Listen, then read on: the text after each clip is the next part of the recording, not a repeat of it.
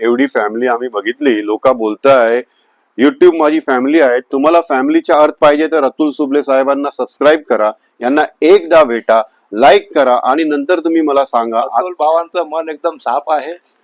Family words तो कुठे फसवणार नाही एवढा विश्वास आहे. येस. धन्यवाद.